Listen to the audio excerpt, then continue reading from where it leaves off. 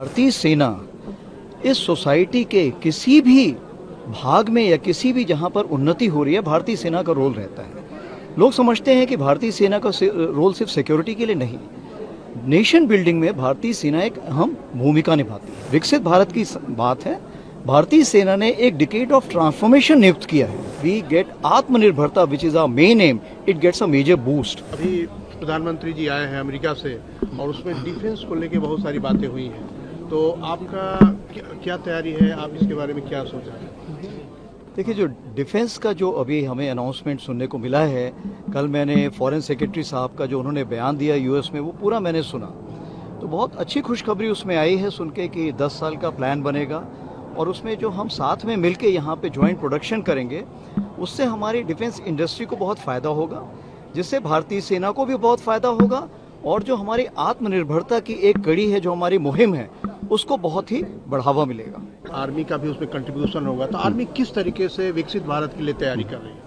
अगर आप देखिए तो भारतीय सेना इस सोसाइटी के किसी भी भाग में या किसी भी जहां पर उन्नति हो रही है, भारतीय सेना का रोल रहता है। लोग समझते हैं कि भारतीय सेना का रोल सिर्फ सिक्योरिटी के लिए नहीं, नेशन बिल्डिंग में भारतीय सेना एक अहम भूमिका निभाती है।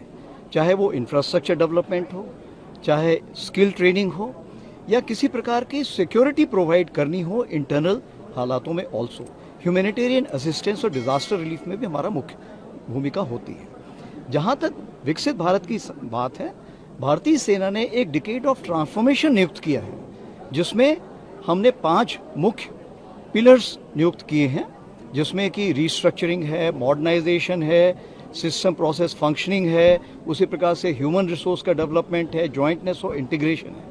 हर पहलू में हम सोसाइटी के साथ मिलके जो भी बन पड़ेगा वो काम करेंगे, ताकि विकसित भारत में हमारी मुख्य भूमिका हो। उदाहरण के तौर पर आप देखिए, जैसे हम बात करते हैं मिशन ओलंपिक 2036, अभी आप देखेंगे नेशनल गेम्स खत्म हुए, किसने सबसे ज्यादा पदक जीते हैं? आप देखेंगे स्पोर्ट्स सर्विसेज कंट्रोल बोर्ड ने सबसे ज्यादा पदक जीते हैं। तो कोई भी ऐसी पहल अगर भारत करेगा तो उसमें भारतीय सेना अहम भूमिका निभाएगी। Prime minister Narendra Modi has just return from USA and while he was talking to President Donald Trump, and you must have seen the joint statement, what is your reaction about the defense aspect of the agreements and negotiations?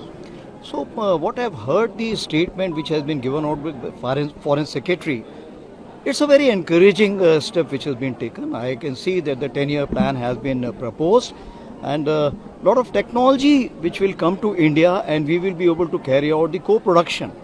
When you carry out a co-production, then what helps that we get Atmanirbharta, which is our main aim, it gets a major boost. The capability and the caliber of Indian Army will also get a major boost. Besides this, the defense exports as looked for by India, that will also gain importance.